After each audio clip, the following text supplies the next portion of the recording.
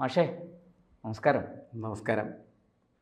മാഷേ, നമ്മുടെ കായംകുളം MLA വിഷയം വളരെയധികം ഇപ്പം കത്തിപ്പടർന്നിരിക്കുകയാണ്. സോഷ്യൽ മീഡിയയിലൊക്കെ അത് വലിയ രീതിയിൽ ചർച്ച ചെയ്യുന്നുണ്ട്. ചാനലുകളൊക്കെ ആ വാർത്ത വലിയ തോതിൽ പ്രചരിപ്പിക്കാൻ കൂട്ടുനിന്നു. അതായത് MLA മകൻ ഒരു കേസിൽ പെട്ടു. അദ്ദേഹം ഒരു മയക്കുമരുന്ന് ഉപയോഗിച്ചു. ആ പയ്യൻ, ശരിക്കും പയ്യനെന്ന് തന്നെ പറയണം, കുട്ടിയാണ്, 20-21 വയസ്സേ ഉള്ളൂ, വളരെ ചെറുപ്പമാണ്. കുട്ടി ഉപയോഗിച്ചു എന്നാണ് പറയുന്നത്. അതിനകത്തൊരു വലിയ ദുരൂഹതയുണ്ട്. കാരണം തുടക്കം തൊട്ട് ഈ കേസ് എടുത്ത് ഈ കുട്ടിയെ പിടികൂടിയ എക്സൈസ് പറയുന്നതിലെല്ലാം ഒരുപാട് വൈരുദ്ധ്യങ്ങളുണ്ട്. ആദ്യം പറഞ്ഞു 90 ഗ്രാം മയക്കുമരുന്ന് പിടിച്ചെടുത്തു എന്ന് പറഞ്ഞു, പിന്നെ പറഞ്ഞ അല്ല 30 ഗ്രാം എന്ന് പറഞ്ഞു, പിന്നെ 3 ഗ്രാമായി. ഇതൊക്കെ വാർത്തകളിങ്ങനെയാണ് വരുന്നത്. അവസാനം അത് പറയുന്നത്, അതിപ്പോൾ ഏറ്റവും പുതിയ വിവരം, ഈ വെള്ളത്തിൽ ഈ മയക്കുമരുന്ന് കലക്കി അതിങ്ങനെ പുകയായിട്ട് വലിക്കുന്ന ഒരു ശീലം, ഭോങ് എന്ന് പറയും അതിന്, ആ രീതി ഉപയോഗിച്ചു എന്നൊക്കെയാണ്.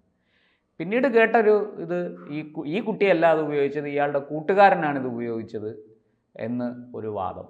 ഇങ്ങനെ എക്സൈസിൻ്റെ വാദങ്ങൾ മുഴുവനും വലിയ വൈരുദ്ധ്യങ്ങൾ നിറഞ്ഞതാണ്. അപ്പോൾ സ്വാഭാവികമായിട്ടും നമുക്കൊരു സംശയം ഉണ്ടായി. അങ്ങേക്കറിയാമല്ലോ, ഈ കായംകുളം MLA ഇപ്പോഴത്തെ ഭരണ നേതൃത്വം, മുഖ്യമന്ത്രി ഒക്കെ ആയിട്ട് ഒരു അകൽച്ചയുണ്ട്. അത് പ്രത്യേകിച്ചും ആ PV അൻവറിൻ്റെ വിഷയവുമായിട്ട് ബന്ധപ്പെട്ടാണ്. ഇതിനകത്തൊരു രാഷ്ട്രീയ കളിയുണ്ടോ? നമ്മുടെ ചോദ്യം വളരെ ലളിതമാണ്. ഈ വിഷയം കായംകുളം MLA കൊടുക്കാൻ വേണ്ടിയിട്ട് പാർട്ടിക്കുള്ളിൽ നിന്നൊരു ശ്രമം നടക്കുന്നുണ്ടോ? അതിൻ്റെ ഭാഗമാണോ ഈ മകനെ ഇങ്ങനെ ഒരു കേസിൽപ്പെടുത്തിയത്? അതോ മകൻ ശരിക്കും എന്തെങ്കിലും അതിനകത്ത് വാസ്തവമുണ്ടോ? എക്സൈസ് പറയുന്നതിൽ എന്തെങ്കിലും വാസ്തവമുണ്ടോ? ഇപ്പം കായംകുളം MLA നിയമ നടപടി സ്വീകരിക്കുമെന്നൊക്കെ പറഞ്ഞാണ് നിൽക്കുന്നത് എക്സൈസിനെതിരെ. അങ്ങേക്ക് എന്താണ് ഈ വിഷയത്തിൽ പറയാനുള്ളത്?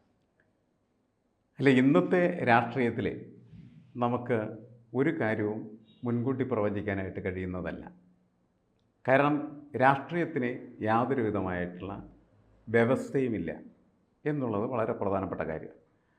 നേരത്തെ CPM-നകത്തെ ഒരു മുദ്രാവാക്യം തന്നെ പാർട്ടിയിലെ അംഗങ്ങളെ കണ്ണിലെ കൃഷ്ണമണി പോലെ കാത്തു സൂക്ഷിക്കുമെന്നായി.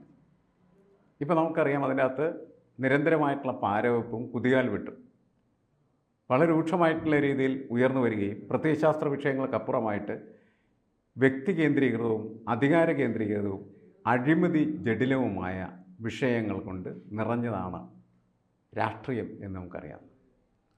അതിൻ്റെ ഭാഗമായിട്ട് പ്രതിഭ എന്ന് പറയുന്ന CPM-ൻ്റെ MLA പല വട്ടങ്ങളിലും CPM നേതൃത്വമായിട്ട് കലഹിച്ചിട്ടുണ്ട്. ആ കലഹത്തിൻ്റെ ഏറ്റവും നല്ല ഒരു എക്സാമ്പിൾ ആണ് അൻവർ വിഷയത്തിൽ ആ ഇടതുപക്ഷവുമായിട്ട് കലഹിച്ച് അദ്ദേഹത്തിൻ്റെ അഭിപ്രായ പ്രകടനം നടത്തിയ, അല്ലെങ്കിൽ അദ്ദേഹം പത്രസമ്മേളനം നടത്തിയ കാലത്ത് അതിനോട് പ്രതിഭ നടത്തിയ പ്രതികരണം എന്നോ.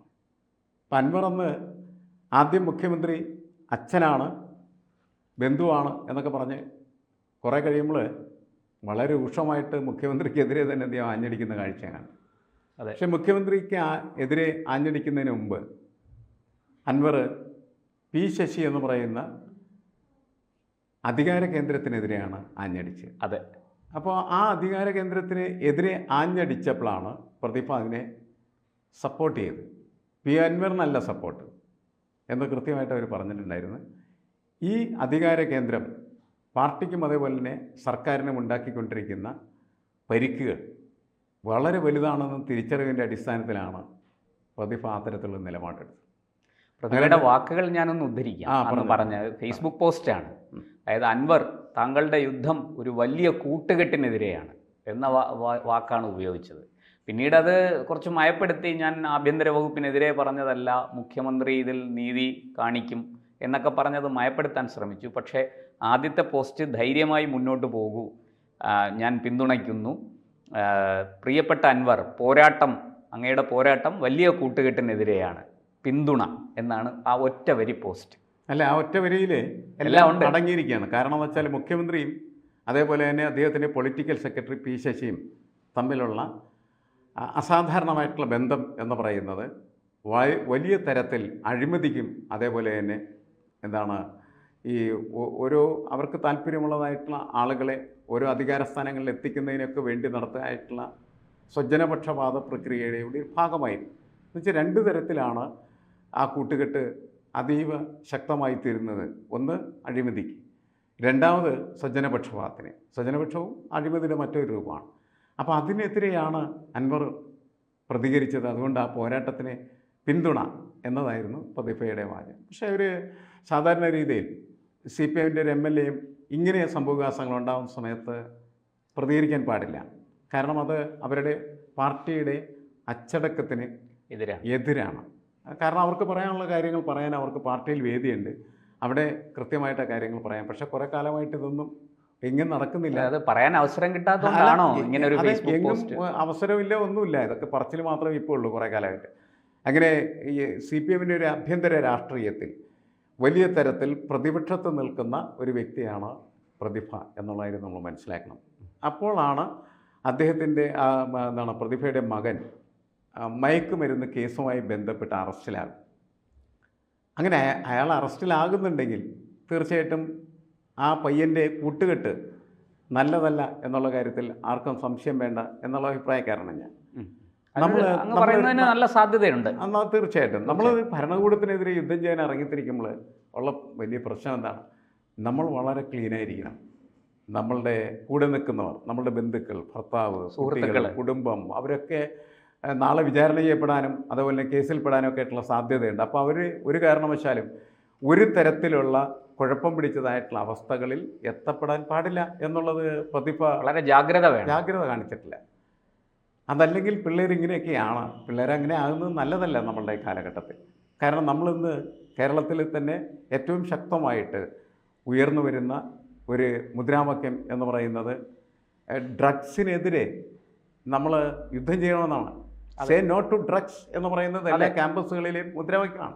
അതെ. അപ്പം അങ്ങനെ ഈ മയക്കുമരുന്നിനെതിരെയുള്ള ഒരു പോരാട്ടം നടത്തിക്കൊണ്ടിരിക്കുന്ന സമൂഹത്തിലാണ് നമ്മളുടെ വളരെ പ്രധാനപ്പെട്ടതായ ഒരു MLAയുടെ മകൻ ചെന്നുപെടുന്നത് എന്ന് പറയുന്നത് നല്ല കാര്യമല്ല.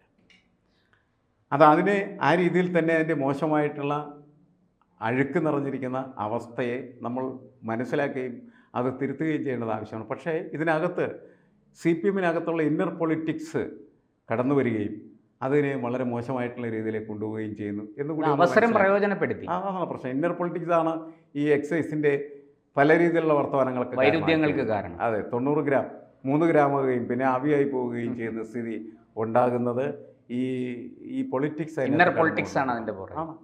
ആ ഇന്നർ പൊളിറ്റിക്സ് ആലപ്പുഴയെ സംബന്ധിച്ചിടത്തോളം വളരെ CPMനെ സംബന്ധിച്ചിടത്തോളം രൂക്ഷമായിട്ടുള്ള ഒരുപാട് അടിയൊഴുക്കുകളുണ്ട് അതിനകത്ത്. പല അടിയൊഴുക്കുകളുണ്ട്. മാത്രമല്ല നേരത്തെ നമുക്കറിയാം അവിടുത്തെ മറ്റൊരു MLA ആയിട്ടുള്ള സലാം, അദ്ദേഹം ഈ അമ്പലപ്പുഴ, അതെ, അദ്ദേഹം ഈ മയക്കുമരുന്ന് കച്ചവടക്കാരെയും മയക്കുമരുന്ന് ലോബിയൊക്കെ സഹായിക്കും എന്നൊക്കെ പറഞ്ഞ വലിയ വാർത്തകളുണ്ടായിരുന്നു, ആക്ഷേപങ്ങളുണ്ടായിരുന്നു. മാത്രമല്ല അവിടെ മോശമായ നഗ്ന വീഡിയോ ഒക്കെ എടുത്തു എന്ന് പറയുന്ന വാർത്തയും വലിയ തരത്തിൽ DYFIക്കും അതുപോലെ തന്നെ CPMനെതിരെ ആക്ഷേപങ്ങൾ ഉയർന്ന പശ്ചാത്തലം അവിടെ കിടക്കുന്നുണ്ട്. ആലപ്പുഴ ജില്ലയിൽ അങ്ങ് പറഞ്ഞതുപോലെ വിഭാഗീയതയുടെ കൂത്തരങ്ങാണ് ആലപ്പുഴ ജില്ല എന്ന് നമുക്ക് പറയാം. അതായത് പുന്നപ്ര വയലാറിനെ പോലെയുള്ള വിപ്ലവപരതയുടെ പശ്ചാത്തലത്തിൽ ഉള്ള ആലപ്പുഴ ജില്ല ഇന്ന് എത്തി നിൽക്കുന്നത് പരിതാപകരമായിട്ടുള്ള അവസ്ഥയിലാണ്. എനിക്ക് തോന്നുന്നില്ല CPM അതിനെ മറികടന്ന് മുന്നോട്ട് പോകാൻ പറ്റുന്ന രീതിയിലുള്ള രാഷ്ട്രീയ പക്വത കാണിക്കും എന്ന്. കാരണം വ്യക്തിവൈരാഗ്യത്തിൻ്റെ ഫലമായിട്ട് പലരെയും അടിച്ചോടിക്കുന്നു, തകർക്കുന്നു. G. സുധാകരനെ പോലെയുള്ള നേതാക്കളെ വലിയ തോതിൽ ഒറ്റപ്പെടുത്തുന്നു, അവഗണിക്കുന്നു, അപഹസിക്കുന്നു. ഇതൊക്കെ ആ പാർട്ടിയെ സംബന്ധിച്ചിടത്തോളം നല്ല നാളെകൾ തീർച്ചയായിട്ടും ആലപ്പുഴയിലില്ല എന്ന് പ്രഖ്യാപിക്കുന്ന തരത്തിലേക്ക് കാര്യങ്ങൾ മാറിക്കൊണ്ടിരിക്കുകയാണ് ചെയ്യുന്നത്. മാത്രമല്ല അവിടെ ഈ ലോക്സഭാ തെരഞ്ഞെടുപ്പുമായിട്ട് ബന്ധപ്പെട്ട് ശോഭാ സുരേന്ദ്രൻ കടന്നു കയറിയ ഇടങ്ങളിൽ പലയിടത്തു നിന്നും ഈഴവ സമുദായത്തിൽപ്പെട്ട പല ആളുകളും BJPയിലേക്ക് പോയിരിക്കുന്നു എന്ന് പറയുന്നത് വാർത്തയാണ് ശരിക്കും പറഞ്ഞത്. അത് എത്രത്തോളം അഗാധമാണ്, എത്രമാത്രം ഡീപ്പാണ് ആ വിള്ളൽ എന്നുള്ള കാര്യം ഇപ്പം നമുക്കറിയില്ല, കുറെ കഴിയുന്ന സമയത്ത് മാത്രം മനസ്സിലാക്കാനായിട്ട്. കണക്കുകൾ സൂചിപ്പിക്കുന്നത് അങ്ങ് പറഞ്ഞത് ശരിയാണ്. കണക്കുകൾ മാത്രമല്ല ഞാൻ പറയുന്നത്, അവിടുത്തെ ഒരു പൊളിറ്റിക്സ് എന്ന് പറയുന്നത് വളരെ മോശമായിട്ടുള്ള രീതിയിൽ പോവുകയാണ് എന്നാണ് തോന്നുന്നത്. CPMന് ഒട്ടും ഗുണകരമല്ല. അങ്ങ് പറഞ്ഞതിനോട് ഞാൻ ഒരു കാര്യം കൂടി ചേർക്കാം. ഇപ്പം നമുക്ക് പ്രതിഭയിലേക്ക് തിരിച്ചു വരാം. പ്രതിഭ പിന്നീട് ഒരു ടി വി ചാനലിന് അഭിമുഖം കൊടുത്തപ്പോൾ ഇത് മയപ്പെടുത്തി. ഈ പോസ്റ്റ് ഞാൻ ADGPയെ കുറിച്ച് അൻവർ പറഞ്ഞതൊക്കെ സത്യമാണ് എന്നാണ് ഞാൻ ഉദ്ദേശിച്ചത്, അല്ലാതെ മറ്റൊന്നുമല്ല. അത് എൻ്റെ പോസ്റ്റ് ഒരിക്കലും ആഭ്യന്തര വകുപ്പിനെതിരല്ല, പിന്നെ തെറ്റ് വിളിച്ചു പറയാൻ കാണിച്ച അൻവറിൻ്റെ ധൈര്യത്തെയാണ് ഞാൻ പിന്തുണച്ചത്. ഉദ്യോഗസ്ഥരുടെ ക്രിമിനൽ പശ്ചാത്തലം, അനധികൃത ധനസമ്പാദനം തുടങ്ങിയ പ്രവണതകൾ തിരുത്തപ്പെടണം. മുഖ്യമന്ത്രിയിൽ പൂർണ്ണ വിശ്വാസമുണ്ട്. അതാണ് പിന്നീട് ഈ ചാനലുകളിന് കൊടുത്തപ്പോൾ അല്ല അപ്പോൾ മയപ്പെടുത്തിയത്. അതിൻ്റെ അകത്തുള്ള പ്രശ്നം അത് മയപ്പെടുത്തുന്നതൊക്കെ അവരുടെ നിലനിൽപ്പിൻ്റെ ഭാഗമായിട്ട് നടത്തുന്ന ഒരു കോംപ്രമൈസ് വഴക്കങ്ങളാണ് ശരിക്കും. അങ്ങനെ വഴങ്ങിയാൽ മാത്രമാണ് ചിലപ്പോൾ അതിൽ നിലനിന്ന് പോകാനായിട്ട് കഴിയുള്ളൂ. പക്ഷേ പ്രശ്നം എന്താണെന്ന് വെച്ചാൽ ADGPക്കെതിരെ ഉയർത്തിയ ആരോപണത്തിൽ ഏറ്റവും പ്രധാനപ്പെട്ടത് എന്താണ്? അയാൾ അഴിമതിക്കാരനാണ്. അയാൾ വഴിവിട്ട രീതിയിൽ പണം സമ്പാദിക്കുകയും ആ സമ്പാദിച്ച പണം അയാൾ വലിയ കെട്ടിട നിർമ്മാണത്തിന്, കൊട്ടാര നിർമ്മാണത്തിന് വേണ്ടി ഉപയോഗിക്കുന്നതൊക്കെ പറഞ്ഞിട്ടുള്ള പ്രശ്നങ്ങളാണ്. ആ പ്രശ്നങ്ങൾ തീർച്ചയായിട്ടും ഗൗരവമായിട്ട് പരിശോധിക്കണ്ടേ. പക്ഷെ അതിന് പകരമായിട്ട് മുഖ്യമന്ത്രി എന്താ ചെയ്യുന്നത് വെച്ച് കഴിഞ്ഞിട്ടുണ്ടെങ്കിൽ അദ്ദേഹത്തിൽ കൂടുതൽ വിശ്വാസം അർപ്പിക്കുകയും മുഖ്യമന്ത്രിയും മന്ത്രിസഭയും പാർട്ടിയും ഒക്കെ അവസാനം അദ്ദേഹത്തിനെ പ്രോത്സാഹിപ്പിക്കുകയും അദ്ദേഹത്തിന് സ്ഥാനക്കയറ്റം നൽകാനായിട്ട് തീരുമാനിക്കുകയൊക്കെ ചെയ്ത പശ്ചാത്തലത്തിലാണ് നമ്മൾ ഇത് ചർച്ച നടത്തുന്നത്. അപ്പം മുഖ്യമന്ത്രി എടുക്കുന്ന നിലപാടിൽ നിന്ന് തികച്ചും വ്യത്യസ്തമായിട്ടുള്ള നിലപാട് ആ ഒരു വിഷയത്തിലെങ്കിലും പ്രതിഭ എടുത്തിട്ടുണ്ട്. അപ്പോൾ പ്രതിഭ അതുകൊണ്ട് പ്രതിപക്ഷത്താണ് CPMലെ സംബന്ധിച്ചിടത്തോളം. വളരെ സൂക്ഷിച്ച് മാത്രം അവർ ജീവനം നടത്തിയാൽ മാത്രമാണ് അതിജീവനം എന്ന് പറയുന്ന അവർക്ക് സാധ്യമായി തീരുക. അങ്ങനത്തെ ഒരു പ്രശ്നം കൂടി ഇതിൻ്റെ പിന്നിലുണ്ട്. അപ്പോഴാണ് ഇങ്ങനത്തെ ഒരു കേസ് അത് ബോധപൂർവം കാത്തിരുന്ന് പിടികൂടാൻ ശ്രമിക്കുകയും അങ്ങനെ പിടികൂടിയതിന് ശേഷം അവർക്കെതിരെ വന്ന വാർത്ത എന്താണ്?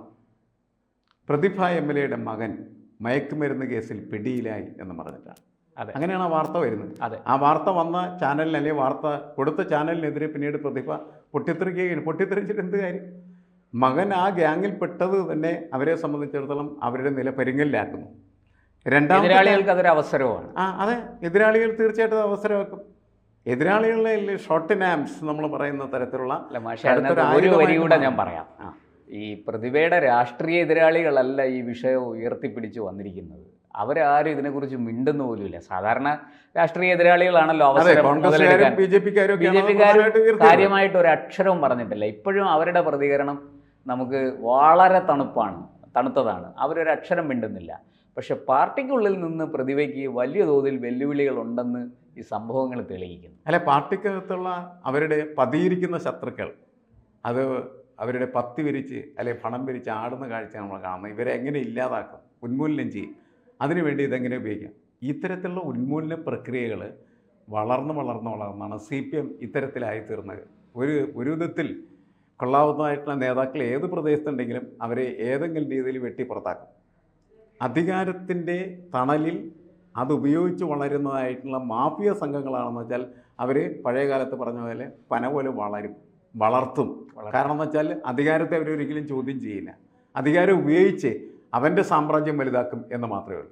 പക്ഷെ അപ്പോൾ സംഭവിക്കുന്നത് എന്താണെന്ന് വെച്ചാൽ ഒരു പാർട്ടി എങ്ങനെയാണ് ജനവിരുദ്ധമായി തീരുന്നത് എന്നതിനുള്ള നല്ല തെളിവായിട്ടത് മാറിത്തീരുകയാണ്. കാരണം ജനങ്ങളുടെ പ്രശ്നങ്ങളല്ല പരിഹരിക്കപ്പെടും, ജനങ്ങൾക്കെതിരായിട്ട് നിൽക്കുന്ന ആളുകൾക്ക് എന്നുവെച്ചാൽ നമ്മൾ പറയില്ല, അസുര സ്വഭാവമുള്ളതായിട്ടുള്ള മനുഷ്യരാണ് അവിടെ എന്ത് ചെയ്യുന്നത്, പനപോലെ വളർന്ന് വലുതാവുന്ന അഴിമതിക്കാരാണ് വളർന്ന് വലുതാവുന്നത്. അപ്പോൾ ആ അഴിമതിക്കാർക്ക് വളർന്ന് വലുതാകാനായിട്ടുള്ള സൗകര്യം എങ്ങനെയൊക്കെ എതിരെ വരുന്നു എന്ന് വെച്ചാൽ ഇപ്പോൾ പ്രതിഭ പോലെയുള്ള ആളുകൾ അതിനെ ഇടയ്ക്ക് ചോദ്യം ചെയ്യുന്നു, അവർ പൊട്ടിത്തെറിക്കുന്നു, വാർത്തകൾ പുറത്തു വരുന്നു. ഇത് അഴിമതിക്കാർക്ക് നല്ലതല്ല, അല്ലെങ്കിൽ അധികാരം വെച്ച് ജീവിക്കുന്നവർക്ക് നല്ലതല്ല. അപ്പോൾ അവരെന്ത് ചെയ്യും? എങ്കിൽ പ്രതിഭ തന്നെ തീർത്ത് കളയാം എന്ന് കരുതി അവരെ ഉന്മൂലനം ചെയ്യാനായിട്ട് ശ്രമിക്കുകയാണ് ചെയ്യുന്നത്. ഇപ്പോൾ ഈ വിഷയം കേരള സമൂഹത്തിൻ്റെ മുന്നിൽ ഗൗരവമുള്ളതായി മാറുന്നത് അങ്ങനെയാണ്. ഒന്ന്, പ്രതിഭയുടെ മകൻ ഈ പറയുന്നവരെ മയക്കുമരുന്ന് ഉപയോഗിക്കുന്നവനായി മാറിയിട്ടുണ്ടെങ്കിൽ അത് ഗുരുതരമായ പ്രശ്നമാണ്. കാരണം അവരൊരു MLA ആണ്. MLA എന്ന് പറയുന്നത് ഒരു മാതൃകയാണ്. MLAയുടെ മക്കൾ ഇതൊക്കെയാണ് ചെയ്യുന്നത്, പിന്നെ നാട്ടുകാരെല്ലാം അത് ചെയ്യും.